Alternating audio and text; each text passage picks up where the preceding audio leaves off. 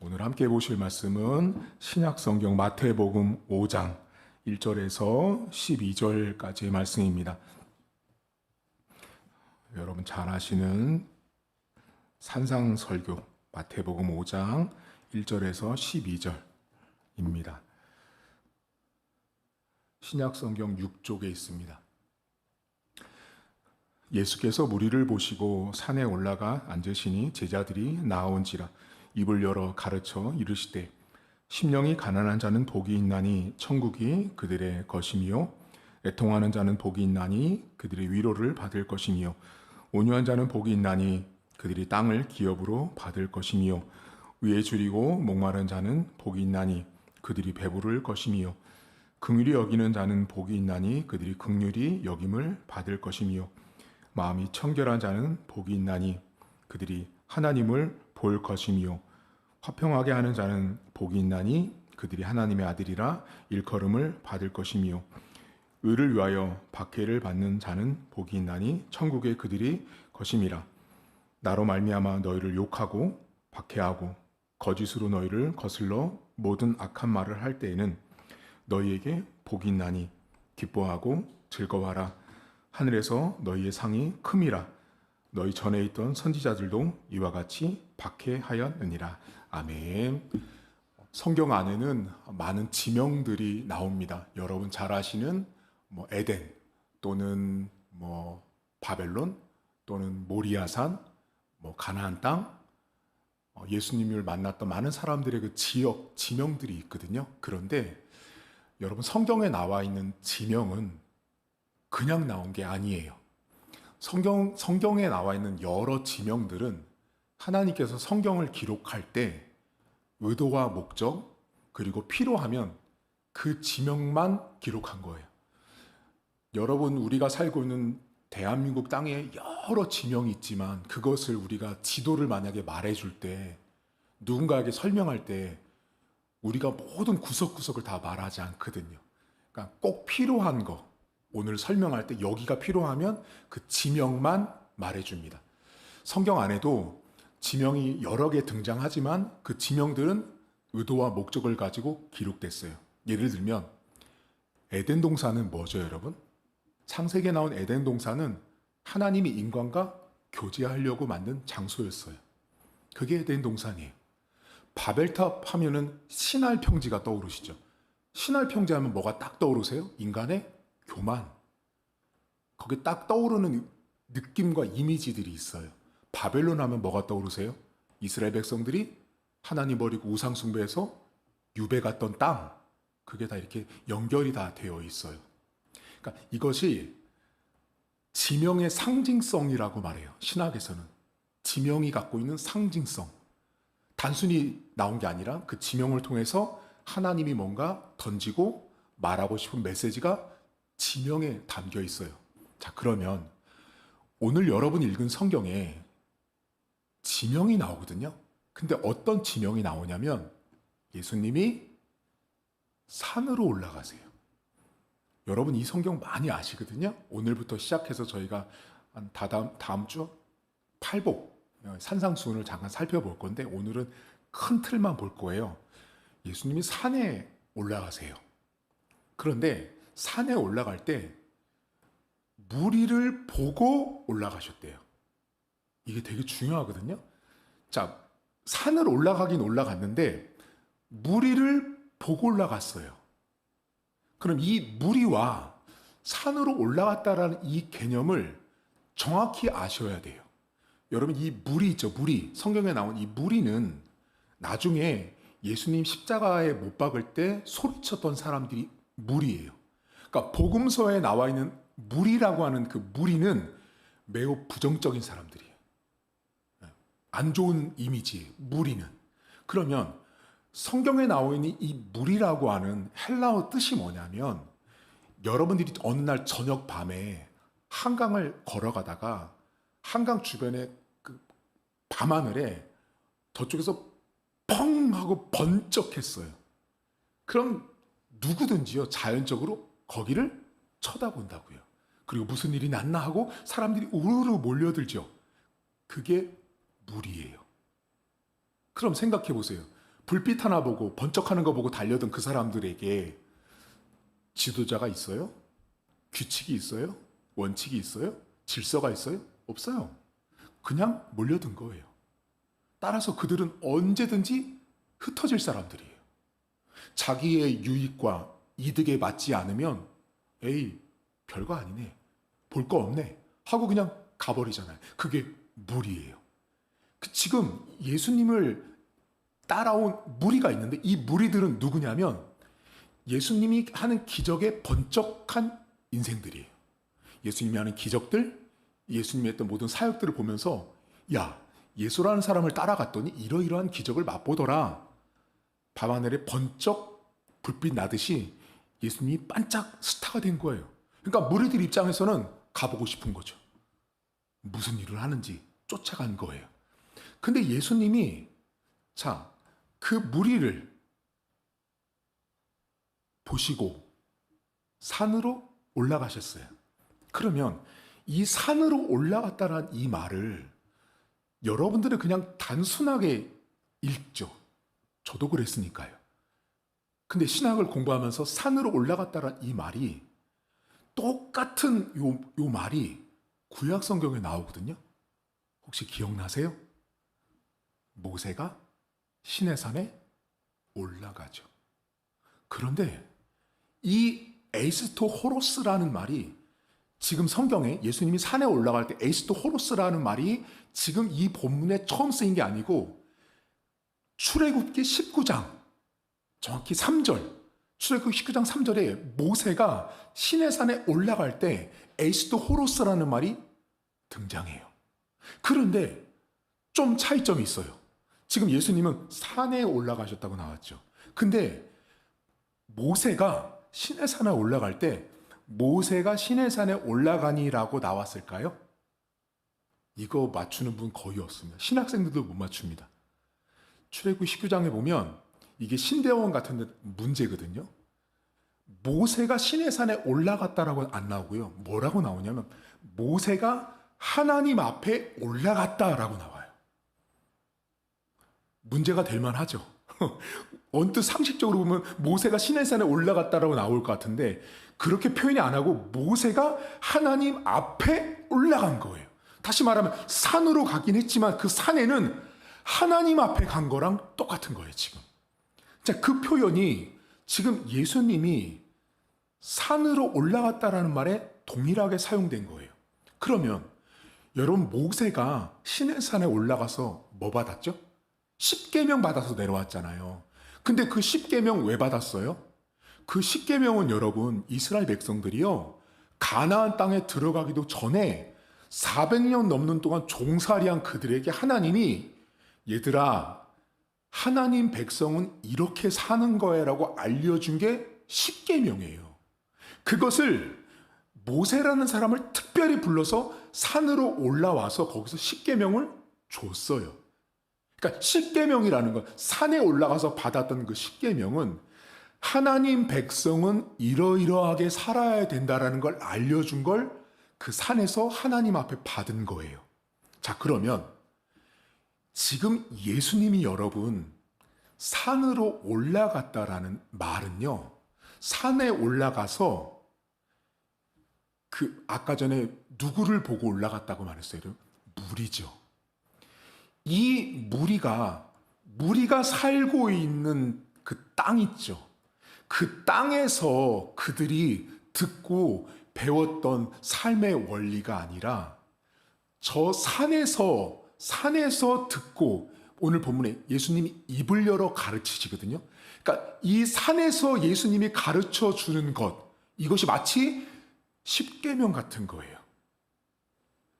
이 땅에서는 한 번도 들어보지 못했던 질서, 원칙, 개념을 산에서 예수님이 가르치는 거예요. 그러면 지금 산에서 예수님이 가르칠 때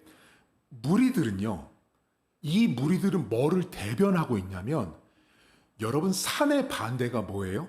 산의 반대가 뭐냐 그러니까 바다라고 하는 분이 있는데 성경에서 산의 반대는 이 신약 성경 안에서 복음서 안에서 도시예요. 도시. 한마디 세상이라고요. 그러니까 산과 반대되는 개념이 도시고 세상이에요. 그러면 지금 예수님이 무리를 보고 산에 올라갔을 때 입을 열어 가르칠 때 1차로 배우는 독자가 무리와 제자들이에요.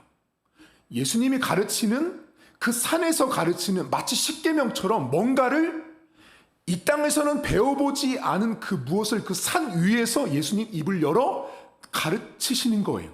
근데 그 가르치는 내용에 무리가 들어있어요. 이 무리는 도시에 사는 사람들이에요. 세상에 사는 사람들이에요. 근데 그들이 갖고 있었던 정의, 가치를 뒤흔들어 버리는 말을 산 위에서 예수님이 가르치세요. 그게 뭐냐면 복이에요, 복. 그러면 생각해 보세요. 무리들 있죠. 무리들이 살고 있는 도시 사람들이 생각하는 복은 뭐예요?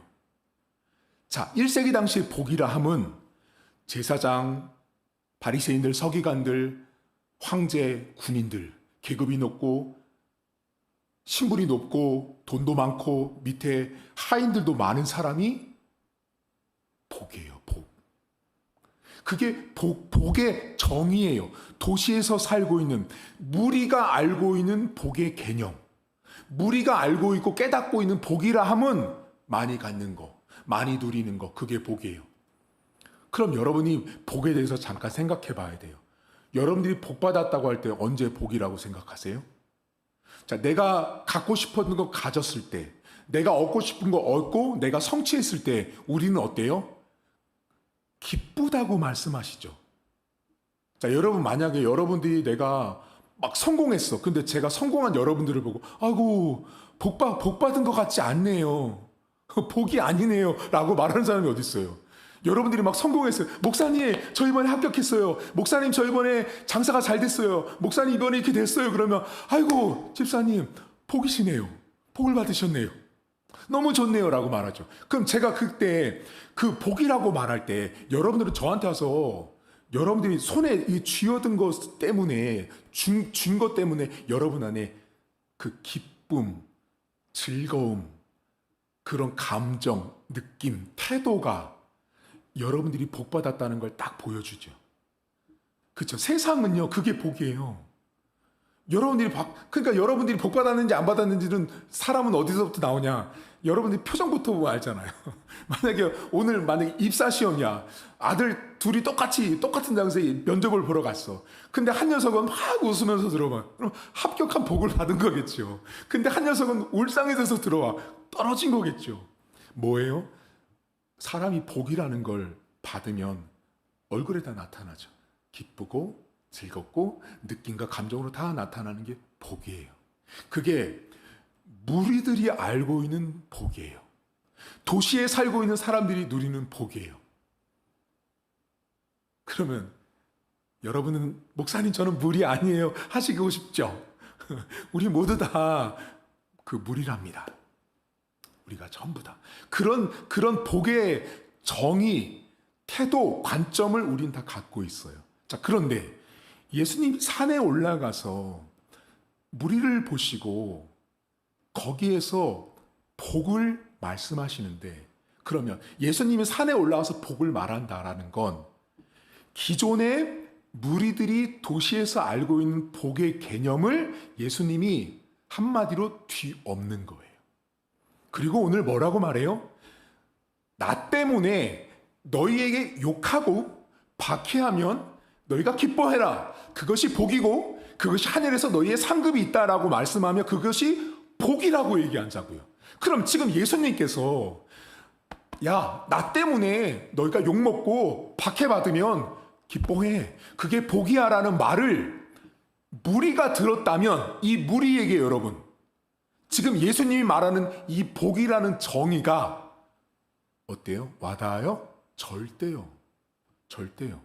이 사람들은 방금 말씀드렸잖아요. 손에 갖고 높이 올라가고 남들 앞에 군림하고 밑에 부하도 많이 거느리고 종들도 많이 거느려야 복 받은 거예요. 그때 내 안에 기쁨이 있고 즐거움이 있잖아요. 그게 복이라고 생각하는 그 무리에게 예수님이 뭐라고 말했냐면 나 때문에 욕먹고 고난받아도 즐거워해. 그게 복이라고 말씀하는 거예요. 그러면 지금 예수님이 산에서 가르치고 있는 이 복은 아까 전에 여러분 출애굽기에서 이스라엘 백성들이 십계명 받았던 거 어디서 살라고 그렇게 주신 거예요? 가나안 땅에서 너희 이렇게 살아. 미리 주신 거예요. 하나님 백성은 이렇게 살아야 된다고 미리 주셨던 게 십계명이에요. 그러면 마태복음 5장에 지금 예수님이 얘들아 복이라 하면 이거야 라고 말씀해 주시는 근본적인 이유는 예수님을 따라다니는 사람은 이렇게 살아야 되는 걸 알려준 거예요. 예수님을 따라다니는 사람은 이렇게 살아야 되는데 그게 복이라고 말한 거예요. 자, 예수님을 따라다니는데 자, 욕먹을 때 여러분들이 고난받을 때 여러분들 안에 복이라고 느끼세요? 안 느끼거든요. 그러면 여기서 분명히 정의가 갈려지거든요. 세상 우리가 생각하는 복이라 함은 내가 기분 좋고 내가 행복하고 내가 뭔가 가졌을 때 얻는 게 복이라고 생각해요. 근데 지금 예수님이 말씀하는 복이라 함은 나로 말미암아라는 말씀을 하세요. 그럼 이게 무슨 뜻이냐면 너희가 고난받고 욕먹을 때 너희가 교회 다니는 것 때문에 사람들한테 눈치 받을 때 그때 내가 나 하나님의 아들이고 딸이라고 하는 하나님 아들 자녀됨 그 존재 그 정체성 그 의식을 내가 저버리지 않는 자 그걸 내팽개치지 않는 자 그게 복이라고 말씀하신 거예요. 근데 우리는 어때요 여러분? 신앙생활 하는데 내가 고난받고 욕먹는 거 우리는 그걸 복이라고 생각 안 한다는 거예요. 그럼 하나님께서 생각하는 복의 관점과 태도가 우리가 지금 일상을 살고 있는 내가 생각하는 복의 개념과 너무 극명하게 다르다는 걸 보셔야 돼요. 우리는 계속해서 눈에 보이는 가시적이고 유물적인 것을 복이라고 보는데 예수님은 어디에 복을 두셨냐면 내가 직장 가서 내가 가족들 가운데 내가 교회 다니고 예수 믿는 것 때문에 내가 욕먹을 때 내가 그래도 난 하나님의 딸이야. 난 그래도 하나님의 아들이야. 난 교회 장로 권사 집사야 라는 그 정체성을 내가 그 욕먹고 핍박받을 때 버리지 않는 사람 그것을 오히려 기뻐하는 사람이 하나님은 복덩어리라고 말한다는 거예요. 근데 문제가 뭐예요? 그게 잘 안 되는 거예요. 왜 그럴까요, 여러분? 교회가 산처럼 행동하지 않기 때문에 그래요. 이게 무슨 말일까요? 여러분 방금 산에서 예수님이 가르쳐 준 건요. 도시에서 말하는 복의 개념과는 전혀 다른 복을 저 산에서 말씀하신 거예요. 마치 모세가 시내산에서 십계명을 받은 것처럼. 한 번도 그 땅에 살고 있는 사람들은 예수님이 말하는 그 복에 대한 정의처럼 복을 받아들이거나 인정하거나 인식했던 사람이 단 한 명도 없는 시대에 예수님은 복이란 이런 것이다라고 말씀해 주신 거예요. 그러면 교회가 우리가 살고 있는 도시에서 말하는 복을 말해야 돼요? 산에서 말씀하신 예수님이 말한 복을 교회에서 말해야 돼요? 교회는요. 산에서 말씀하신 예수님의 복을 말하는 산과 같은 기능을 하는 곳이 교회예요. 근데 어떻게 변질됐어요, 교회가? 성공하고 출세하고 돈 많이 벌면 복 받았다고. 여러분 신방 가잖아요. 성도들 만나잖아요. 그러면 집 평수가 10평짜리 집에서 20평 갔대요. 그 우린 다 뭐라고 말해요? 아이고 복 받았네 라고 말하죠. 아들이 공부 뭐 하다가 좋은 대학 가고 뭐 하면 복 받았네 라고 우리는 말해요. 그게 여러분 성경 전체로 보면 일면은 돼요. 하지만 또 다른 일면을 우리는 외면하고 안 보려고 해요. 그 일면이 뭐냐면 내가 하나님 때문에 욕먹고 고난받는 것도 복이라는 걸 안 보려고 해요. 그건 인정하고 싶어 하지 않아요. 그러면 교회가 산에서 복을 말씀하신 예수님처럼 교회가 그런 복을 말해야 되는데, 교회가 산에서 입을 열어 가르친 예수님처럼 그런 복을 말하지 않아요. 여러분들에게 제가 나가서, 여러분 이번 주 가서 고생 좀 많이 하십시오. 고난도 많이 받으시고, 박 집사님 이번 주 가서 많이 싸우십시오. 많이 질투하시고, 이게 말이 돼요? 우린 다 싫어한다고요. 근데 그 모습이요, 내가 예수님 때문에 그런 고난받고 핍박받는 것을 내가 즐거워하는 것이 예수님은 복이라고 여긴다고요. 그러니까 교회가 여러분 끊임없이 여러분들에게 고난을 말하고 아픔을 말하고 상처를 말하고 어려움을 말할 때, 그때 내가 기뻐하고 즐거워할 때, 내가 교회 다니는 것 때문에 그런 질타를 받는 것이 여러분 안에 기쁘게 느껴지셔야 돼요. 근데 그게 기쁘게 안 느껴진다면, 자, 그게 싫다면 제가 맞춰볼까요? 저와 여러분들은 무리랍니다. 거의 100%. 무리처럼 우리는 그렇게 복을 접근할 가능성이 매우 높아요. 교회는, 신자는 도시에서 말하는 복의 정의를 말하는 것이 아닙니다. 교회에서조차도 성공의 개념과 출세의 개념과 부자의 개념을 세상에서 말하는 기준처럼 똑같이 교회라는 산에서 그렇게 말한다면, 예수님이 산에 올라가서 입을 열어 가르쳤던 복의 정의와는 너무도 다르잖아요. 고난받고 핍박받는데 어떻게 즐거워하고 기뻐해요? 근데 예수님이 분명히 그것이 복이라고 말씀하셨다라는 거예요. 여러분 이번 주 살아가시면서 여러분들이 또 하나의 산의 기능을 하셔야 돼요. 우리가 살고 있는 도시처럼 사시면 안 돼요. 내가 산처럼, 산에서 입을 열어 가르쳤던 예수님처럼 내가 그런 복을 깨닫고 인지하고 그런 복을 인정할 수 있는 삶을 살아가셔야 돼요. 어떤 분은요, 제가 이렇게 말하니까, 그럼 목사님 전 산에 안 올라갈래요. 산에 안 올라간대요. 여러분, 산에 올라가야만, 예수님이 산에 올라간 건요, 마치 모세가 이스라엘 백성들이 수백 년, 수천 년 동안 살아가야 될 십계명을 받았던 사건이었어요. 그 사건이 여러분 지금까지도 우리는 십계명을 알고 있잖아요.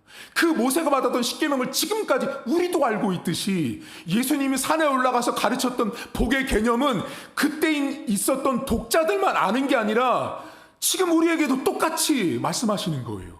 우리가 살고 있는 도시 속에서 말하는 복으로 살지 말고 하나님이 말하는 복의 개념과 정의를 가지고 살라고 말씀하신 거예요. 그럼 우리는 아멘 해야죠. 그게 어렵다고요. 그걸 알아요. 알매도 불구하고 교회는 산으로 올라가라고 말해야 되고요. 교회는 여러분들이 산의 기능을 해야 된다고 말해줘야 되는 것이 교회인 거예요. 교회에서까지 와서도 여러분 고난, 핍박, 어려움 그거 말하지 않고 다 잘 되는 것만 복이라고 말한다면 성도가 영향이 불균형한 거예요. 한쪽만 보는 거잖아요. 성공하고 잘 되는 것만. 그럼 안 될 때는요, 욥처럼 안 되면 불평하고 원망하고. 욥은 그렇게 안 했잖아요. 이번 주 살아가시면서 여러분들의 복의 정의가 뭔지를 스스로 한번 물어보셔야 돼요. 오늘은 여러분들은 뭐가 복이라고 생각하세요?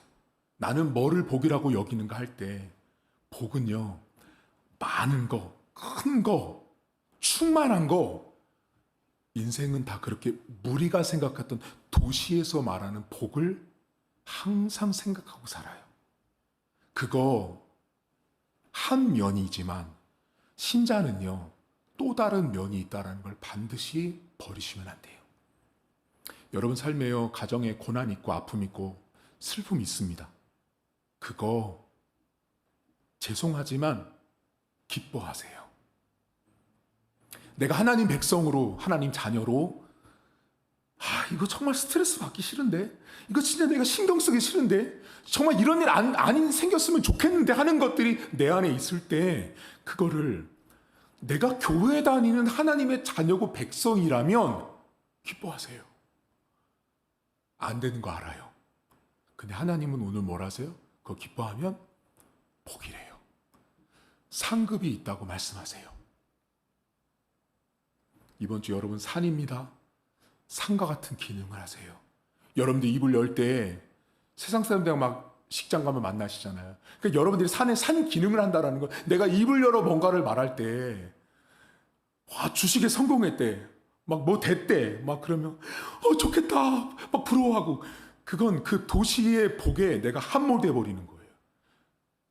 나는요, 우리는요, 고난도, 아픔도 복으로 인정할 수 있는 사람이 그게 하나님 자녀예요.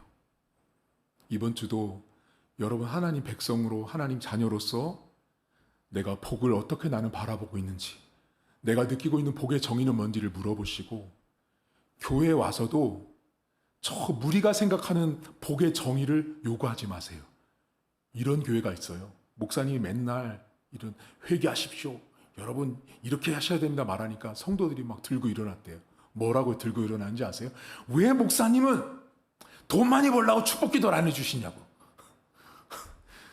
여러분, 돈 많이 벌라고 축복 기도해 주시고, 내 자식 성공하고 출세하고 잘 되게 해달라고 축복 기도해 달라고 그러고, 땅도 많이 사고 뭐도 많이 사고 축복 기도 많이 해달라고, 그 설교를 안 한다고 성도들이 들고 일어난 교회예요.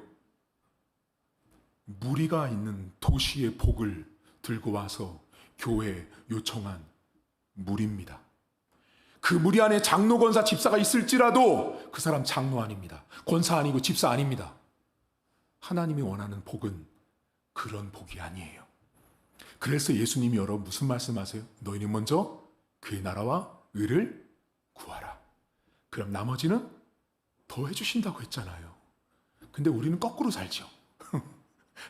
하나님이 원하는 복, 하나님 것은 두 번째잖아요. 하나님을 위해서 먼저 살아가십시오.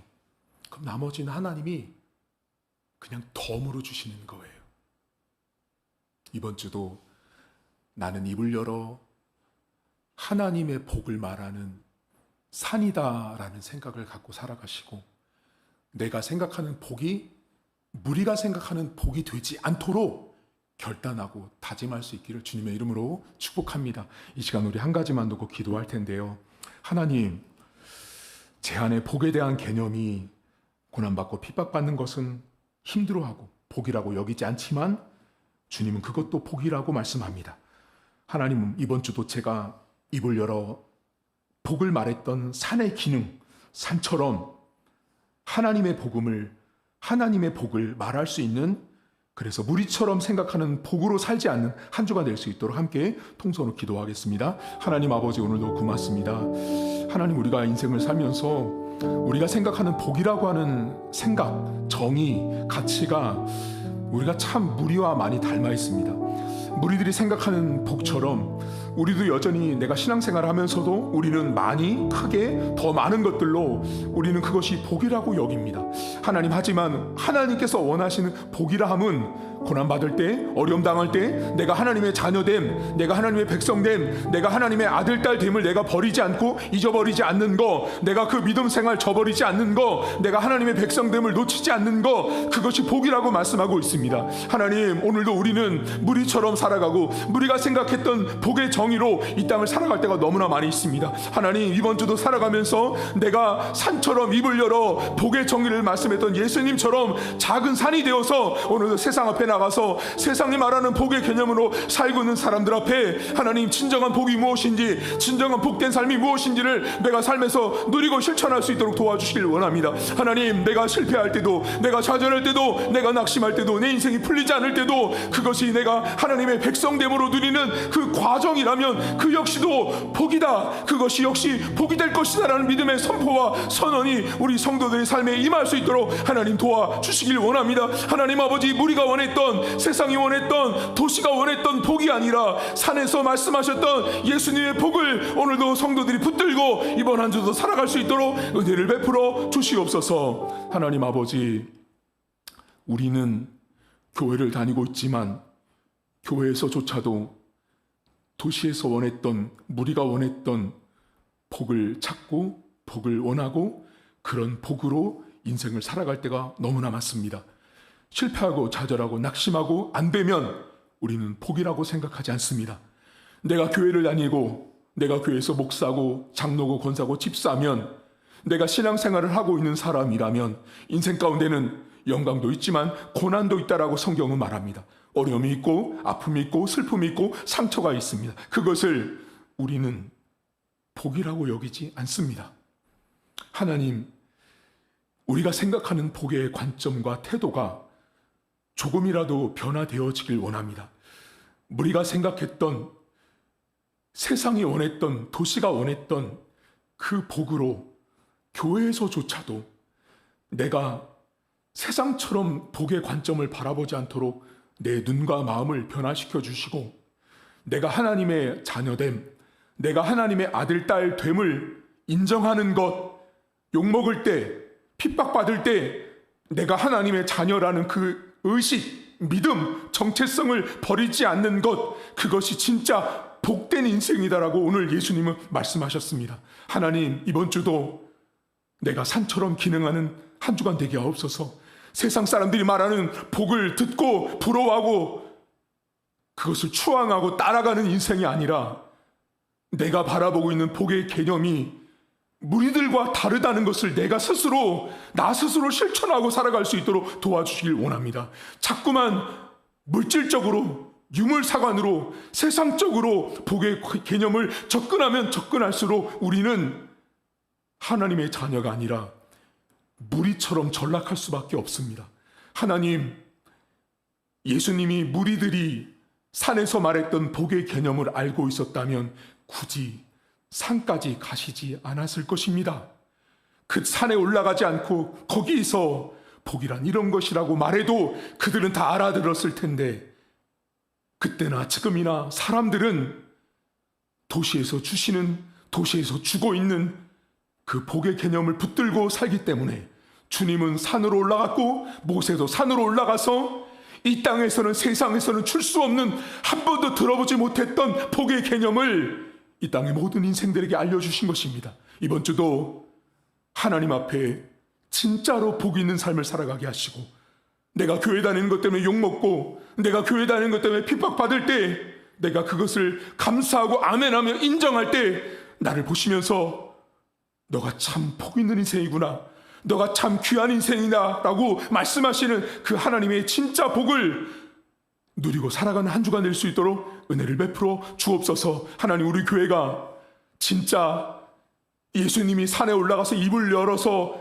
복을 말했던 그 산의 기능을 우리 교회가 감당하길 원합니다.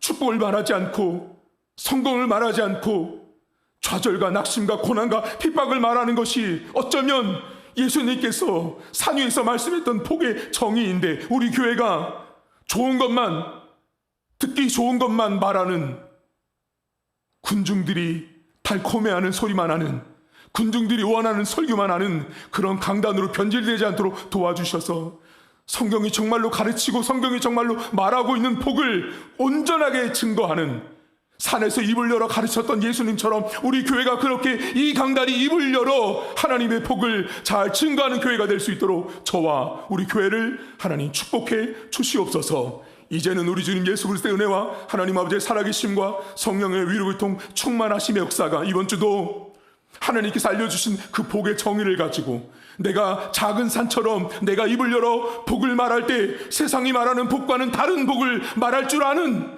그런 하나님의 백성으로 살기로 다짐한 사랑하는 성도들 머리머리 위에 이제로부터 영원토록 함께 있을지어다. 아멘. 네, 교회 소식 잠깐 전하도록 하겠습니다. 여러분, 저희가 그동안 날씨가 너무 추워가지고 전도를 못했는데요. 이번 주 토요일 날 2월 7일 날 우리 새해맞이 인사 전도 이번 주 토요일 날 11시 반에 하겠습니다. 그래서 이번 주는 날씨가 따뜻하답니다. 정상으로 많이 돌아온다고 하니까 이번 주 토요일 날 많이 오셔서 함께 도와주시고요. 그리고 다음 주에는 여러분 설 명절 선물, 우리가 늘 나갔던 책 선물이 나가는데 이번에는 이단이 알고 싶다라는 책을 드릴 거예요. 여러분들 가운데 이단에 대해서 궁금한 거 많으시잖아요. 그 책이 우리나라에서 이단 연구로는 가장 유명한 탁지일 목사님이란 분이 쓰신 책이에요. 아주 유명한 분이신데 그 아버님이 이단 때문에 이단에게 한마디로 죽으셨죠. 예, 그것 때문에 그 아들이 이단 연구가로 변화된 그분이 쓴 책인데, 이 책이 아주 좀 두껍지도 않고 얇지도 않은 책인데, 읽어보시면 여러분들이 궁금해하시는 신천지, 뭐 여호와 증인, 거기에 대해서 자세히 나와 있어요. 그래서 꼭 읽어보셔서 여러분 혹시 주변에 이단이 있는 분들, 가족들 가운데 그걸 여러분들이 그냥 읽어보시면 아실 거예요. 읽어보셔서 이렇게 말한다. 우리나라 지금 여러분이 받으신 이 책이 우리나라 이단 연구가 중에 1등인 분이에요. 예, 최고의 최고. 그러니까 이분 책을 읽고 여러분 주변 지인들에게 잘 설명해 주시면 좋을 것 같고요. 그리고 다음 주에 추석 설 명절 순서지 있죠. 순서지도 같이 배부하니까 여러분들 그때 받아가시면 되겠습니다. 그리고 여러분들 이번 주 기도해 주셔서 청년부 집회 잘 다녀왔고요. 은혜를 많이 주셔서 저도 은혜 받고 되게 감사한 시간을 이렇게 보내다가 왔습니다. 이번 주 토요일 날은 한국 고아사랑협회 장학생 선발 예배가 우리 교회에서 있습니다. 오후 3시에 있습니다. 그래서 여러분들 여기 그 친구들 부모님 없는 친구들이에요. 그래서 어렵고 힘든 친구들이지만 공부 열심히 해서 성적 좋고 그런 친구들 장학생으로 선발하는 날인데, 예배 잘 진행돼서 그 아이들에게 좀 위로가 될 수 있도록 함께 기도해 주시고, 이 고아사랑협회 임원들이 오셔서 함께 예배를 드립니다. 그래서 여러분들 잘 진행될 수 있도록 기도해 주시면 감사드리겠습니다. 식사하고 귀가하도록 하겠습니다.